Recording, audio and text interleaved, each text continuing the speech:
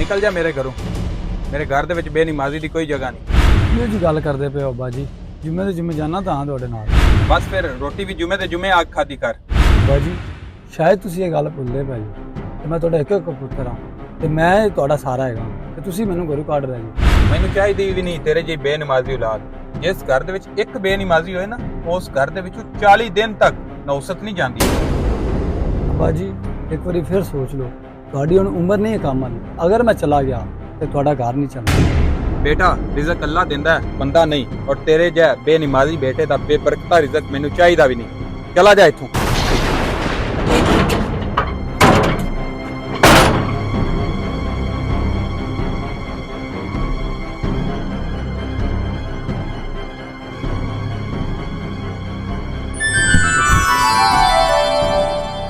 ਅੱਲਾ ਤੂੰ ਹੀ ਇਹਨੂੰ ਹਦਾਇਤ ਦੇਣੀ।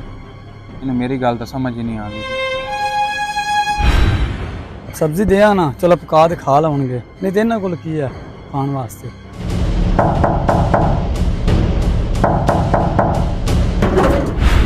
ਓਏ ਤੂੰ ਫਿਰ ਆ ਗਿਆ? ਬਸ ਜਾਂਦੀ ਘਰ ਛੱਡ ਦੇ ਗੁੱਸਾ।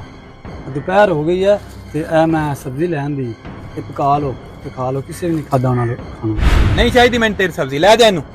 ਬਾਜੀ ਜਾਣ ਦੋ ਗੁੱਸੇ ਨੂੰ, ਬਸ ਕਰੋ। ਇੰਨਾ ਗੁੱਸਾ ਚੰਗਾ ਨਹੀਂ ਹੁੰਦਾ। ਇਹ ਸਬਜ਼ੀ ਮੈਂ ਲਿਆਂਦੀ, ਇਹ ਪਕਾ ਕੇ ਤੇ ਖਾ ਲਓ। ਤੈਨੂੰ ਸਮਝ ਨਹੀਂ ਆਈ? ਤੈਨੂੰ ਇੱਕ ਵਾਰੀ ਕਿਹਾ ਨਹੀਂ ਚਾਹੀਦੀ ਤੇਰੀ ਸਬਜ਼ੀ। ਅਬਾ ਜੀ ਤੁਸੀਂ ਨਹੀਂ ਖਾਣੀ ਤੇ ਨਾ ਖਾਓ, ਇਹ ਘਰ ਵਾਲਿਆਂ ਨੂੰ ਦੇ ਦਿਓ, ਉਹ ਪਕਾ ਕੇ ਖਾ ਲੈਣਾ। ਦਫਾ ਹੋ ਜਾ ਇੱਥੋਂ। ਤੂੰ ਨਮਾਜ਼ ਵਾਸਤੇ ਹਾਂ ਨਹੀਂ ਕਰਨਾ, ਮੈਂ ਤੇਰੀ ਸਬਜ਼ੀ ਵਾਸਤੇ ਕਿਵੇਂ ਹਾਂ ਕਰਾਂ? ਮੇਰੀ ਨਜ਼ਰਾਂ ਦੂਰ ਹੋ ਜਾ। ਵਾਹ ਮੈਂ ਬੇਨਮਾਜ਼ੀ ਜ਼ਰੂਰ ਹਾਂ, ਪਰ ਤੁਹਾਡਾ ਫਰਮਾ ਬਰਦਾਰ ਕਿਤੇ ਹਾਂ। ਜਿਹੜਾ ਅੱਲਾ ਦਾ ਫਰਮਾ ਬਰਦਾਰ ਨਹੀਂ, ਉਹ ਕਿਸੇ ਦਾ ਵੀ ਨਹੀਂ, ਤੇ ਉਹ ਸਾਡਾ ਕਿਵੇਂ ਹੋ ਸਕਦਾ? ਦਫਾ ਹੋ ਜਾ ਇੱਥੋਂ।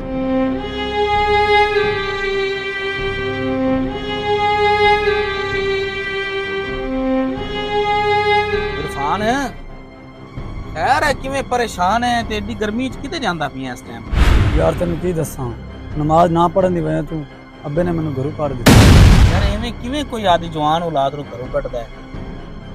ਚੱਲ ਮੈਂ ਤੇਰੇ ਅੱਬੇ ਨਾਲ ਗੱਲ ਕਰਨਾ। ਅਰੇ ਦਿਲ ਤੇਰੀ ਗੱਲ ਉਹਨੇ ਕੀ ਸੁਣੀ, ਜਦੋਂ ਨੇ ਆਦੀ ਸੱਕੀ ਔਲਾਦ ਨੂੰ ਘਰੋਂ ਕੱਢਤਾ, ਉਹਦੀ ਗੱਲ ਨਹੀਂ ਸੁਣੀ। ਚਲਾ ਯਾਰ ਇਰਫਾਨ, ਕੋਈ ਗੱਲ ਨਹੀਂ, ਗੱਲ ਤਾਂ ਕਰਨੀ, ਗੱਲ ਕਰਨ ਹੁੰਦਾ ਕੀ ਯਾਰ ਜੇ ਹਾਂ ਤੇਰੇ ਅੱਬੇ ਨਾਲ ਗੱਲ ਤਾਂ ਕਰਨੀ।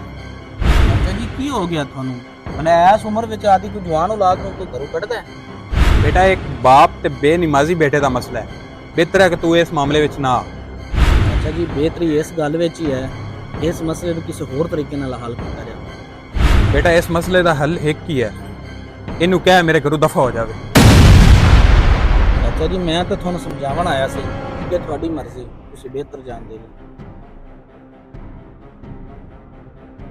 ਕੁਝ ਦਿਨਾਂ ਬਾਅਦ ਅੱਛਾ ਜੀ ਖੈਰ ਸੀ, ਕਿਵੇਂ ਆਣਾ ਹੋਇਆ? ਤੁਸੀਂ ਮੈਨੂੰ ਫੋਨ ਕਰ ਦਿੰਦੇ, ਮੈਂ ਉੱਥੇ ਆ ਜਾਂਦਾ ਤੁਹਾਡੇ ਕੋਲ।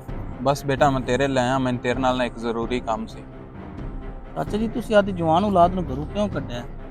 ਹਾਲਾਂਕਿ ਉਹ ਤੁਹਾਡਾ ਵੈਦ ਕਫੀਲ ਸੀ, ਕਮਾਉਣ ਵਾਲਾ ਹੈਗਾ ਸੀ, ਤੇ ਫਿਰ ਵੀ ਉਹਨੂੰ ਘਰੋਂ ਕੱਢਤਾ। ਅਸੀਂ ਵੀ ਅਲਹਮਦੁਲਿਲਾ ਖਾਂਦੇ ਪੀਂਦੇ ਆ, ਸਾਰੇ ਘਰ ਦੇ ਕਮਾਉਂਦੇ, ਲੇਕਿਨ ਚਾਚਾ ਜੀ ਸਾਡੇ ਘਰ ਦੇ ਵਿੱਚ ਸਕੂਨ ਨਹੀਂ ਹੈਗਾ। ਸਕੂਨ ਨਹੀਂ ਹੈਗਾ? ਬੇਟਾ ਮੈਨੂੰ ਇੱਕ ਗੱਲ ਦੱਸ, ਜਦੋਂ ਅਜ਼ਾਨ ਹੁੰਦੀ ਉਦੋਂ ਨਮਾਜ਼ ਪੜ੍ਹਨ ਜਾਂਦੇ ਜੇ? ਨਹੀਂ ਚਾਚਾ ਜੀ, ਬਸ ਕਾਰੋਬਾਰ ਵਿੱਚ ਇੰਨਾ ਮਸਰੂਫ ਹੋ ਗਿਆ, ਟਾਈਮ ਹੀ ਨਹੀਂ ਮਿਲਦਾ। ਬਸ ਜੁਮਾ ਜਾਂ ਈਦ ਦੀ ਨਮਾਜ਼ ਨੂੰ ਪੜ੍ਹ ਲਵੇ ਜੀ। ਬੇਟਾ ਰਿਜ਼ਕ ਤਾਂ ਅੱਲਾਹ ਤਾਲਾ ਮਿਹਨਤ ਕਰਨ ਵਾਲਿਆਂ ਨੂੰ ਦੇ ਦਿੰਦਾ ਹੈ, ਲੇਕਿਨ ਜਿਹੜਾ ਸਕੂਨ ਹੈ ਨਾ, ਉਹ ਸਿਰਫ ਇਬਾਦਤ ਕਰਨ ਵਾਲਿਆਂ ਨੂੰ ਮਿਲਦਾ ਹੈ। ਤੇ ਜਦੋਂ ਹੀ ਅਜ਼ਾਨ ਹੋਵੇ ਨਾ, ਤੇ ਸਾਰੇ ਕੰਮ ਕਾਜ ਛੱਡ ਕੇ ਨਮਾਜ਼ ਪੜ੍ਹਨ ਜਾਓ। ਜਦੋਂ ਨਮਾਜ਼ ਪੜ੍ਹੋਗੇ ਨਾ, ਤੇ ਅੱਲਾਹ ਤਾਲਾ ਸਕੂਨ ਵੀ ਦੇਗਾ। ਚਾਚਾ ਜੀ ਬੜੀ ਮਿਹਰਬਾਨੀ ਤੁਹਾਡੀ, ਤੁਸੀਂ ਮੇਰੀ ਸਲਾਹ ਕੀਤੀ। ਚਾਚਾ ਜੀ ਜਿਵੇਂ ਹੀ ਅਜ਼ਾਨ ਹੋਈ ਕਰੇਗੀ, ਮੈਂ ਸਾਰੇ ਕੰਮ ਕਾਰ ਆਦੇ ਛੱਡ ਕੇ ਮਸਜਿਦ ਦੀ ਨਮਾਜ਼ ਪੜ੍ਹਨ ਵਾਸਤੇ ਗਿਆ ਕਰਾਂਗਾ इंशाल्लाह। बेटा अज़ान हो रही है, आजा नमाज पढ़ने चलिए। चलो चाचा जी चलिए।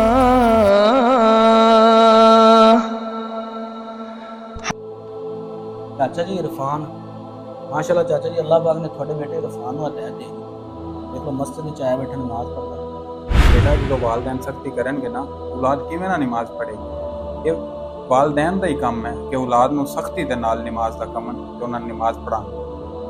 अगर कामयाबी चाहते हो तो नमाजी बन जाओ, क्योंकि नमाज के बगैर कोई भी कामयाबी मुमकिन नहीं।